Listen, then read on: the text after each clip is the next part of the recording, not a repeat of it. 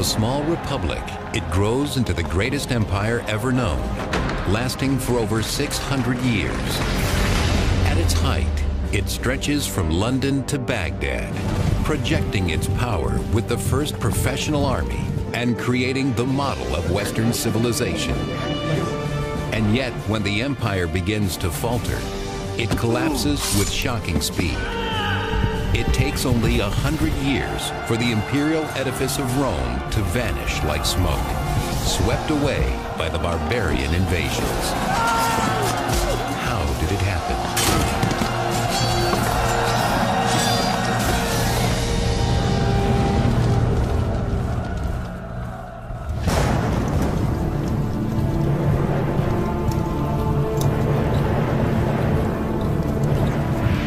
It is late in the 2nd century BC, 100 years before the crucifixion of Christ, a decade before the birth of Julius Caesar. Rome is facing a transition, one that will change its fundamental character forever. It comes at a time of conquest. Rome has come off 150 years of really successful foreign expansion. They've defeated Carthage, their great enemy across the Mediterranean Sea in Africa, and they've begun to expand to the north, and they've made big conquests that are hard to keep in Spain. But even as the Romans are carving out their place in the world through brutal conquest, the Republic faces a cataclysmic event that will eventually force the Romans to abandon the rule of the Senate for the absolute dictatorship of an emperor. It begins with the First Barbarian War. By 113 BC, Rome has become master of the entire Mediterranean basin, but with new lands come new enemies. The Romans know that there are more people farther away, especially to the north, and that these people are, if anything, even more formidable than the armies they've defeated before, and they're worried about those people coming into Italy. Beyond the borders of Roman civilization, the soldiers face an unfamiliar breed of warrior. They call them barbarians, a word meaning foreign and crude. Anybody that didn't follow classical customs, speak classical languages, Latin or Greek, was considered to be very different, other, barbarian. And Rome simply regarded them as much less capable, much less civilized than themselves. Only the rugged alpine mountain range keeps the northern barbarians at bay. The Alps mountain chain at the top of Italy is like the cork in the bottle that keeps the bad guys away from the Roman point of view, and the Romans don't control that cork.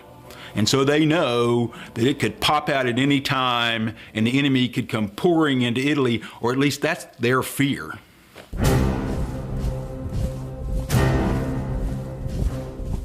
Against this growing barbarian menace stands the Roman army, a volunteer militia which prides itself on being well-ordered, well-trained, and well-armed.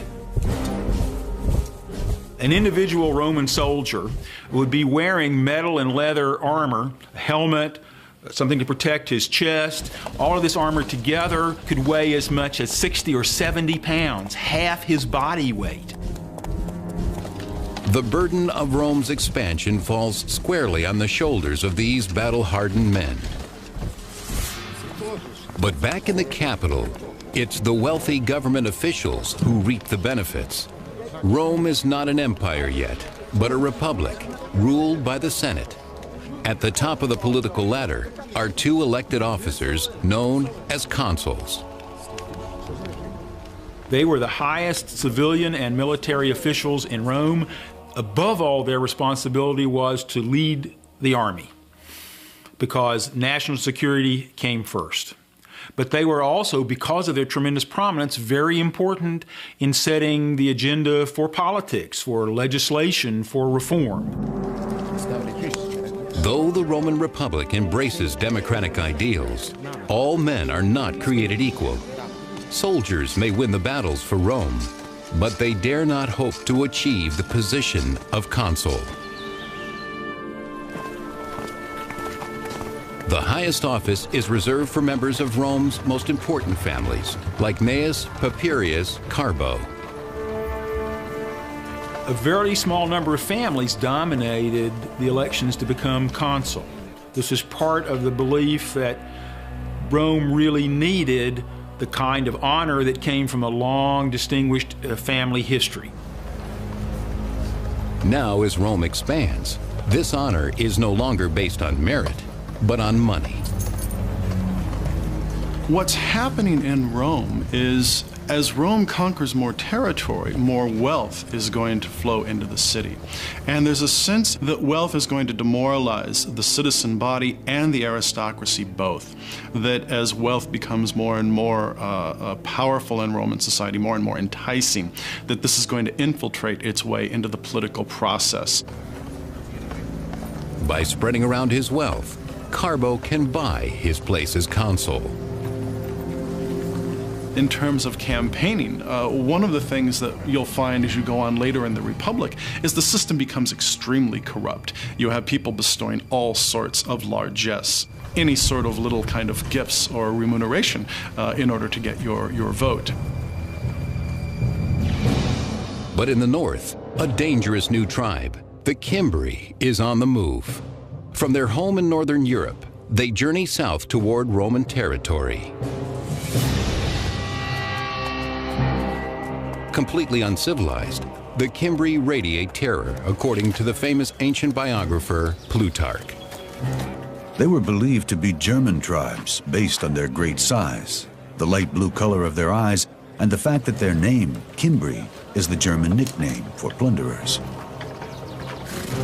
Led by the great warlord Boiryx, the horde leaves a smoking trail of destruction in its wake. They were characteristic Iron Age peoples. We don't really know exactly what it is they were after. They may have been moving in order to attack and invade provinces that were becoming wealthy through trade with Rome.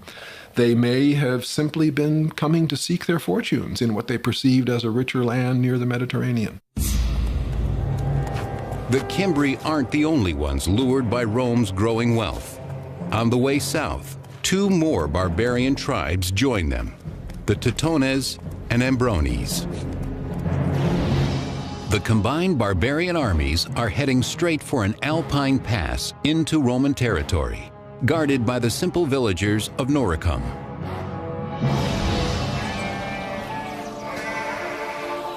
Though Noricum is not a Roman territory, its proximity to the Roman border ties its people closely to the Republic. Noricum is the area that we would say today is essentially Austria. The people who live there are the Norici, and therefore the territory is named after them. The people there, the Norici, controlled the Alpine passes. Romans also rely on the Noricans for trade, as their skills working in precious metals and iron are well known. What the Noricans actually have available in the way of raw materials is gold, silver, and salt. Mineable salt in the Alps is a major industry. So the Romans truly needed large quantities of salt for preservative, and they had to have that, and they had to have it all the time. The Norican villages provide an irresistible target to the merciless Cimbri warriors. Hungry for loot, they are rapacious and heavily armed for the raid.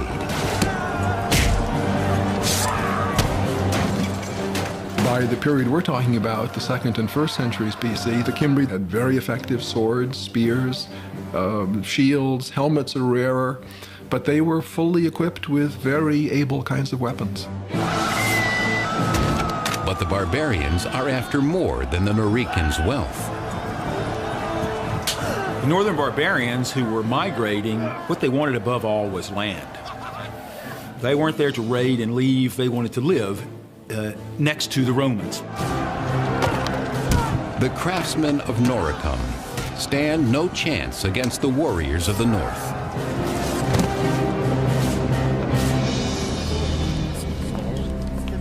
The Noricans send an emissary to their allies in the Roman Senate, begging for help against the vicious Cimbri invaders.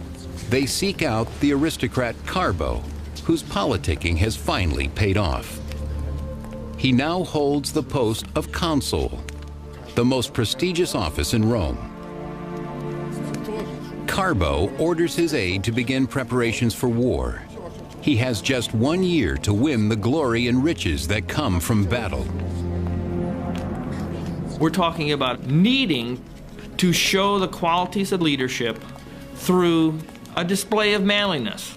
And a display of manliness meant success on the battlefield. Generals not only feathered the nest of themselves and their families, but of all their supporters. Carbo takes the challenge, leading his troops to Noricum. Despite an utter lack of experience in the ways of war, he is eager to prove that he is more than just a wealthy senator. He arrives in Noricum, backed by the men of the Roman army. After a century of victories, they exude confidence. The Cimbri claimed they didn't know that they were in territory that they shouldn't have been in. They sent ambassadors. The barbarians have never seen such a well-equipped and disciplined force. The warlord Boyrix tells Carbo his people only wish to return home peacefully. Carbo agrees to let them go. But there is little glory in a truce. The Roman general devises a plan to force the victory he so badly needs.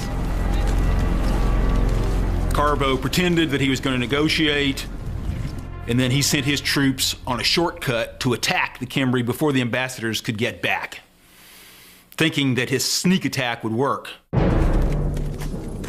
Carbo's plan backfires. The Roman commander Carbo outfoxed this group called the Cimbri, but he did it in a way that smelled of disgrace. A few of the Cimbrian ambassadors survived to carry a tale of treachery back to the barbarian camp. Furious, the barbarians swear they will never leave until they exact bloody revenge. Classical biographer Plutarch. Their courage and daring were irresistible. They rushed into battle with the speed of a raging fire. Nothing could stand up to them.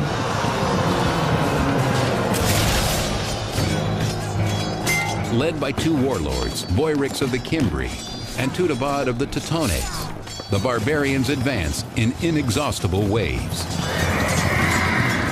The archaeology tells us that they had very good weapons, not inferior to Romans.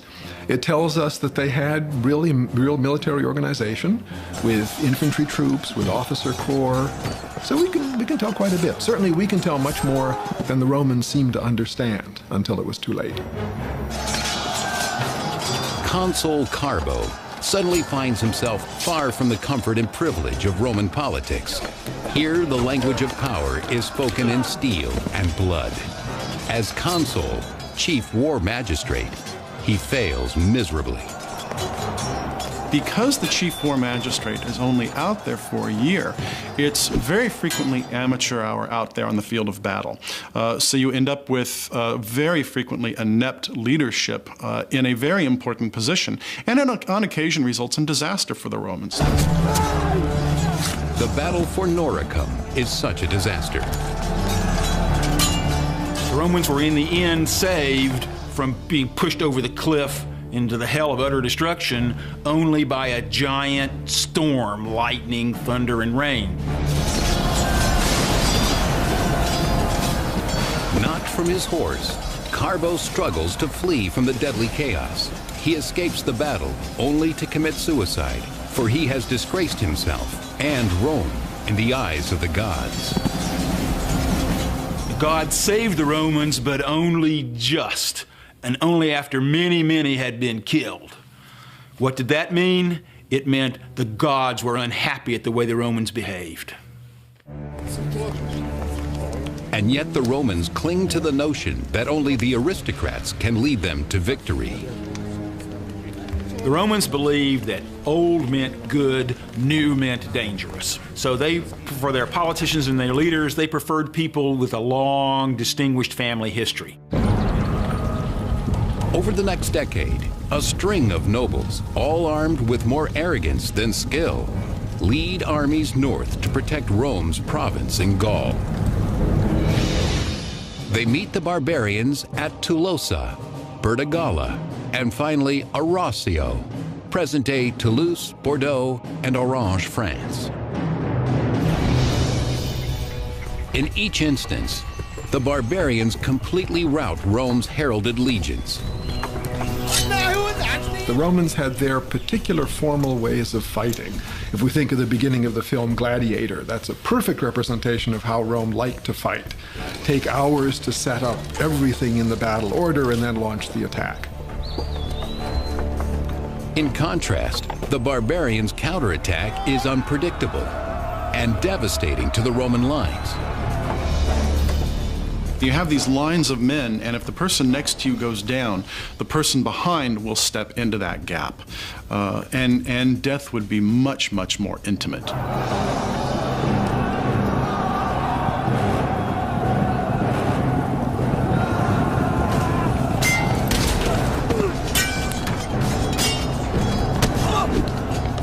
The death toll is staggering. At Arausio alone, 80,000 Romans are massacred in a single afternoon.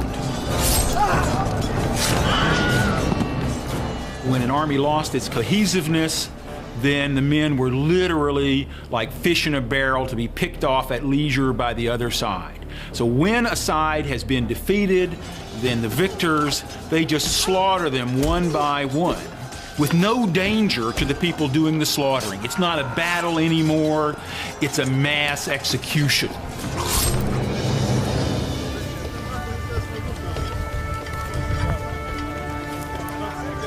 By 105 BC, the Cimbri and their allies desire much more than Roman blood and booty.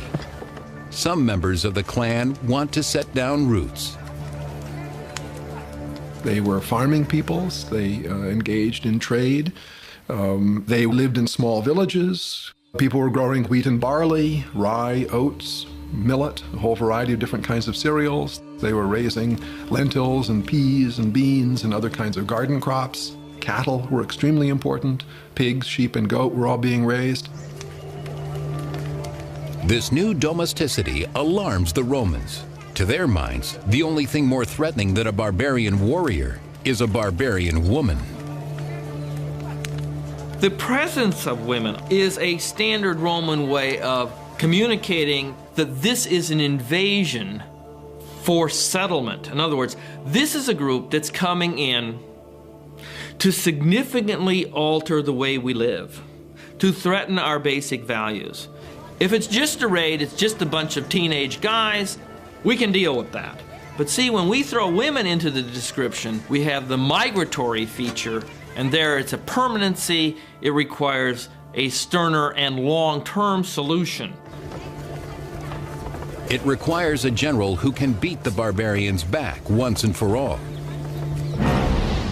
The hero Rome so desperately needs emerges on another hotly contested borderland, nearly 1,000 miles away, in Numidia, part of present-day Algeria. For 8 long years, the Romans have tasted only defeat here, until now. The name of their savior is Marius. With guts and cunning, he crushes the Numidian armies of the rogue king Jugurtha.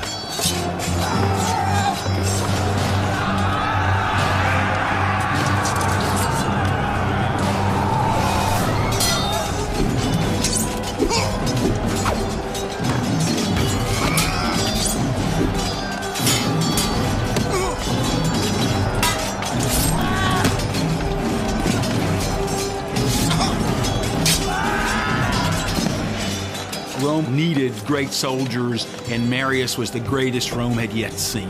both because he was a great commander. Marius could pick the right time and the right place for a battle, but also because he won his soldiers' loyalty and affection by getting down and digging ditches with them, by eating the same rough food, by being in better shape than even they were, and they were the best conditioned soldiers in the world. He comes by his common touch naturally, for Marius is no aristocrat. Still, he speaks of his humble background with pride.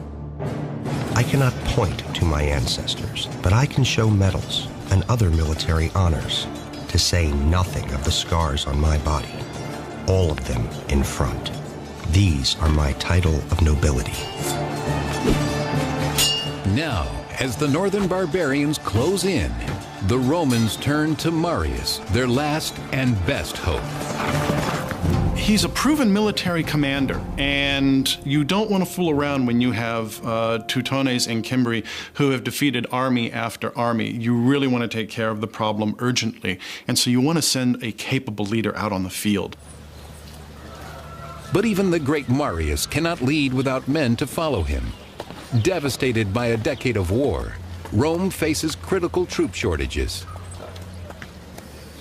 If you have as many men lost to the German tribes in 113 and 109 and 107 and 106 and 105 as the Romans did, that's going to traumatize Roman society pretty severely. Despite a vigorous recruitment campaign, Marius cannot find enough qualified men, landholders who are willing to serve. To be in the Roman army in the High Republic, you had to have a property qualification. You had to be a person of means, and this causes some problems for the Roman army because there's a problem with manpower. Marius's solution is as simple as it is radical. He sends his recruiters out to seek soldiers among the landless poor. You don't have to be a property holder to be a Roman citizen, so why should you have to be a property owner to be a legionnaire? Many people wish to be soldiers. It's a good job, and it's probably an exciting job. Opportunities for booty, wine, women, and song, chance to see the world at government expense, etc. The same things that we see on our recruitment posters. Marius said anybody can be in the army. This then gave the Romans a much greater pool of men on which to draw to strengthen their legions, because in Roman society there were many, many, many more poor than there were middle class. The old guard judges recruits by their income. Marius judges his by their fighting potential. Stand up against a legionary and you can stand up to the barbarians. By extending the search for legionnaires down into the proletariat, what that rather quickly does is it makes the ordinary soldier even more dependent upon the success of the commander. The general is expected to provide for his men and to provide for them as soon as he can, and to be generous. Lured by the promise of wealth, a new breed of Roman soldier marches to war. Marius pledges to give them all the tools and skills they need. I will teach you to strike down an enemy. Fear nothing but disgrace, to sleep on bare ground and work hard on an empty stomach. In 104 BC, Marius and his army set off for Gaul to meet the Cimbri. In a stroke of good fortune for the Romans, the barbarians choose that very moment to leave Gaul and raid Hispania instead. It is a tactical mistake that buys Marius valuable time. Marius molds his new army from the ground up. He not only hardens them to the rigors of a soldier's life, he makes them love it. Marius made lots of innovations in the army. For example, he gave each legion an eagle, a silver eagle as its standard. He trained his men to carry what they needed on campaign so they could move faster. But he weighed them down so much that they called themselves Marius's mules. Marius didn't need pack animals for his army to go on campaign. He already had his mules, and they only had 2 legs. But they were more effective. They were more flexible. And it's the flexibility of the legions that is enhanced by Marius's military reforms, including the standardization of equipment. Well equipped and unified in spirit, Marius's mules are transformed but untested. 2 years pass with no sign of the barbarians. Still, the fear they inspire remains. Panicked, the Romans ignore their own ancient traditions about term limits and re-elect Marius consul, the chief magistrate of war. I think part of the problem is to deal with the threat from the north, you have to give Marius this extraordinary command where in 104, 103, 102, 101, 100, he's consul. Boom, boom, boom, boom, boom. At last, in 102 BC, the Phantom Menace becomes real. The Cimbri, Teutones, and Ambrones sweep out of the north and west on a collision course with Rome.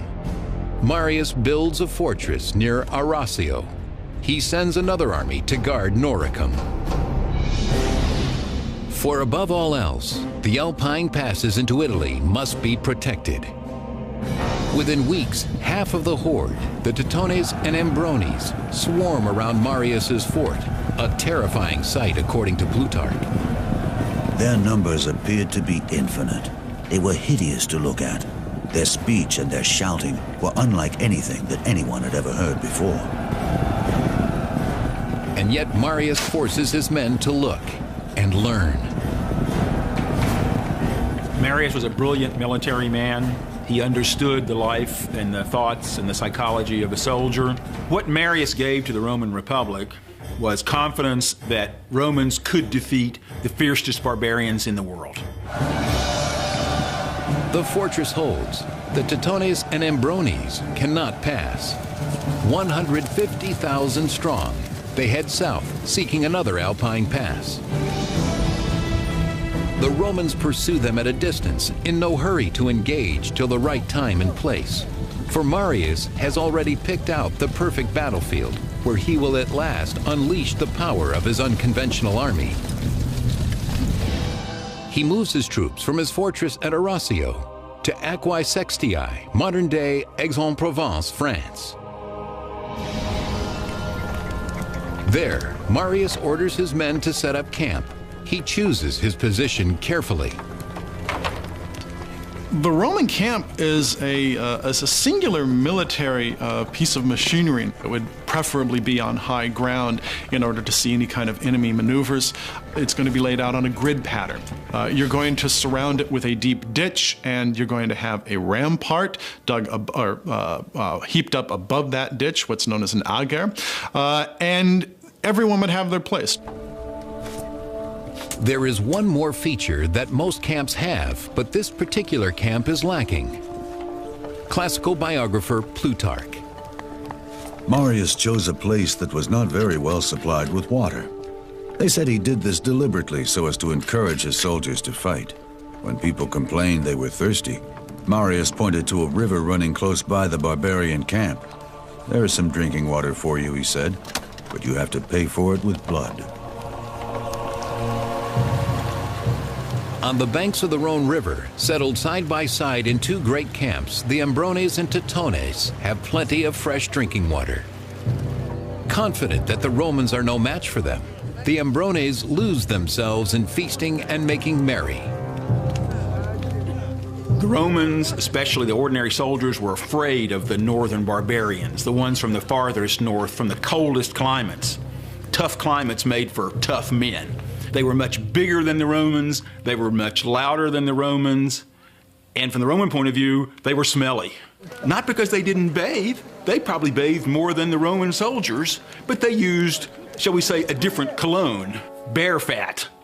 The Romans were used to the scent of olive oil. They never suspect the danger lurking in the forest as a small but desperate contingent of Marius's troops creep up on the barbarian camp.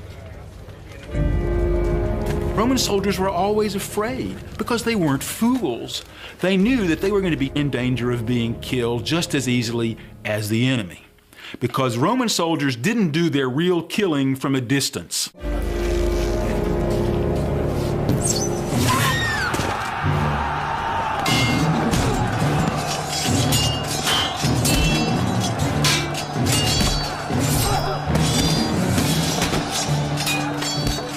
Marius's mules throw themselves into the skirmish, but the barbarians swiftly rally in overwhelming numbers. Just as defeat closes in on the Romans, Marius orders reinforcements into the fray. Re-energized, the Romans push the Ambrones back to their camp. There, the battle takes a strange turn, as Plutarch reports. The women came out armed with swords and axes and making the most horrible shrieking.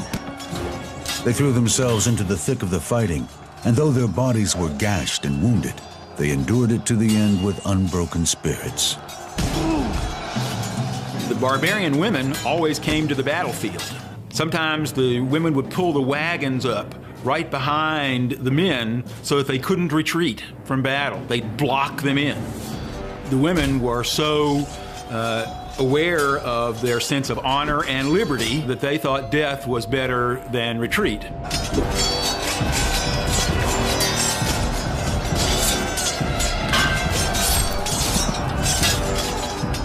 The Romans thought that these women were unbelievably brave, unbelievably courageous. They thought these barbarians were the ultimate risk takers. By bringing their family to the battlefield, they're putting everything on that one roll of the dice. We win or we die, and that means all of us, men, women, children, babies.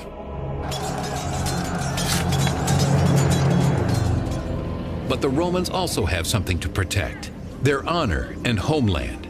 With the skills that Marius has taught them, they earned their first victory over the German invaders in more than a decade.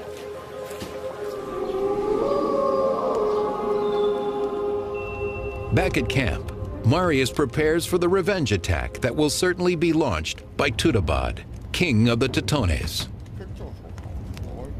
In Quaesextii, he faced a really difficult tactical situation. As usual, the enemy far outnumbered the Romans.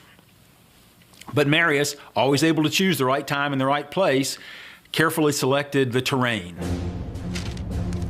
He lays a trap with his trusted captain, Claudius Marcellus. Marius sends Marcellus with 3,000 men into the woods behind the Teutones camp. He instructs them to lay low until the fighting begins. The barbarians, spoiling for vengeance, charge up the hill to the Roman camp, just as Marius has planned. They meet a wall of swords, according to Plutarch. Marius himself fought in the front rank, putting into practice the orders he'd given his soldiers. For he was in as good training as anyone, and in daring, he far surpassed them all. This battle was a real test of Marius's philosophy in creating his mules that were strong enough to stand up with all of their armor and to stay in position and hold their discipline even when the enemy was yelling and charging with a fantastic fierceness. And then in full armor rush them with their swords so that they could be like a flying wedge coming downhill and smashing the enemy. As Marius and his men force the barbarians back, Marcellus and his cohorts burst from the woods. Together they snuff out any hope of retreat for King Teutobod and his warriors. The body count defies imagination. The Romans slaughter more than 100,000 Teutones. The rest they take as slaves, spoils of war that will make Marius's mules and all of his supporters rich. His patronage is not just to the soldiers. He is very generous to all Romans of all ranks. Marius, by monopolizing power at the very top, in reality becomes the patron of even members of the senatorial class. Swept up by the barbarian fever, the Romans once again elect Marius to Rome's most important office. He will serve as consul for an unprecedented 5th term. There was such an immense fear that the barbarians would come pouring in through the gateway of the Alps, which the Romans didn't control, and lay waste to Italy and sack Rome. Politics has to take the hindmost. For Rome is not out of danger. Marius has only crushed half of the barbarian horde. The Cimbri, the most fearsome barbarians of all, are still on the loose. While Marius is in Rome, the Cimbri break through the Roman fortifications at Noricum. The enemy has at last breached Italy's borders and is ravaging the Po Plain. Clearly, only one man has the courage and cunning to meet this new crisis: Consul Marius. From Rome, Marius rushes north to the Po Plain, vowing to eliminate the barbarians once and for all. When Marius arrives in the Roman camp, the Cimbri send him an envoy. They come not to attack, but to make demands. The Cimbri come to him and say, "We want land. That's what we want. We don't want to fight. We want land just like the land you gave our neighboring tribe there across the mountains in France." The Cimbri apparently haven't heard about the disaster that has befallen their Teutonic comrades. So Marius, with a crooked smile on his face, a smirk maybe, says to them, "Oh, you don't have to worry. Your brothers, they already have their land. We'd be happy to give the same land to you," meaning your graves in the earth. In disbelief, the Cimbri demand proof, according to Plutarch. Marius mocked, "But your friend is right here. Please don't go without saying hello to him." And he ordered Tudebard, king of the Teutones, to be brought forward in chains. Marius will cut no deal with the Cimbri. Their envoy leaves, swearing to take revenge for their fallen allies. Despite Marius's recent victory over the barbarians, the Romans are still vastly outnumbered by the fierce northern warriors. With battle looming, the great general calls for an animal sacrifice. The Romans would always have a sacrifice before going into battle to see if the gods would send them the message, "There's nothing wrong with your plan." It didn't guarantee victory, but it meant you had a chance. And the Romans took that very seriously. The Romans' faith is their only shield in the face of overwhelming odds. By the end of tomorrow, a tidal wave of blood will flow. Whose blood remains in the hands of the gods? Marius searches the goat entrails for a sign and finds that the heavens are with him.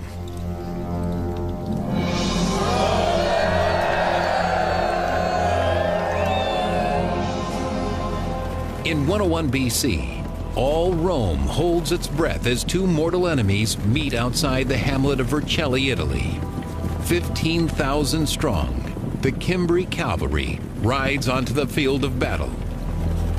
Right behind them come the fearsome infantry, like a cloud of locusts on the move. As the Roman line is set, Marius makes a final appeal to the gods. Classical biographer Plutarch. Marius washed his hands and, lifting them up to heaven, vowed to make a sacrifice of 100 beasts should victory be his. Altogether, the Romans number a little more than 50,000 men. They face at least twice as many Cimbri. It's the Romans' worst nightmare, but Marius outsmarts the enemy.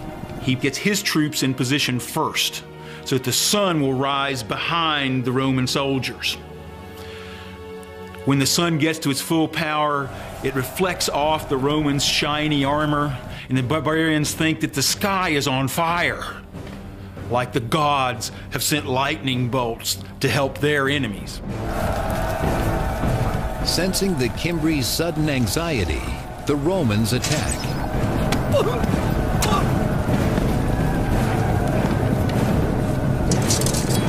The Romans do have slingers, they do have archers, but the foot infantry is the mainstay of the battle. You're going to get blood on you, you're going to hear the groans of the person you're killing, the person who's getting killed next to you. You can't tell what's going on behind you or to the side of you because you're wearing a helmet. You can hardly hear and you can only see straight ahead. It required courage and dedication and overcoming your fear to an overwhelmingly amazing degree. At Vercelli, the Romans wipe out 120,000 Cimbri. More importantly, they cast out the shadow of fear that has terrorized Rome for 13 years. Marius returns home from the Cimbrian War a hero. Adoring crowds hail him as the savior of Rome, despite their own long-standing rule that no one should serve consecutive consulships. They clamor for him to once again run for consul. As Marius is doing this, he's moving little by little toward becoming, in the eyes of the people, a permanent head of this enterprise, so that we're approaching having an emperor. It is exactly what the aristocracy has worried about all along. Now that the barbarian danger has passed, many nobles are openly hostile to Marius. To stay in power, Marius must find support elsewhere. He seeks out corrupt politicians whose tools include bribery and murder. As a politician, Marius was not good at choosing who should be his allies. The battlefield of politics was one in which Marius was not decisive and wasn't insightful the way he was on the battlefield of javelins and swords. Jealous of other rising military stars, Marius orders the assassination of many of his rivals. Under Marius's leadership, violence, not debate, becomes the currency used to settle political differences. He has saved Rome, only to cut out the heart of the Republic. Yet Marius never loses the love of the people. In 86 BC, shortly before his death, they elect him to an extraordinary 7th consulship. He left a legacy of power in the hands of the military. He left a legacy of popular support for one man in power. It's a hinge event because the balance of power will shift. Instead of 10 or 20 ruling families controlling the consulship, you'll start to have just these grand warlords. The power of money, the power of having all of those men behind their back, whether through actually in the form of giving them political support or actually using it as a potential threat to go against their political enemies. It's going to really be a problem for the Roman government down the road. As the empire starts a long, slow slide into dictatorship, Rome is launched into an apocalypse of political injustice and endless war from which there is no return. Next, on Rome, rise and fall of an empire, Pompey and Crassus lay their rivalry aside to join forces with a rising political star, Julius Caesar. Caesar launches a brutal war on the barbarians of Gaul. Towering ambition threatens to rip the Republic apart.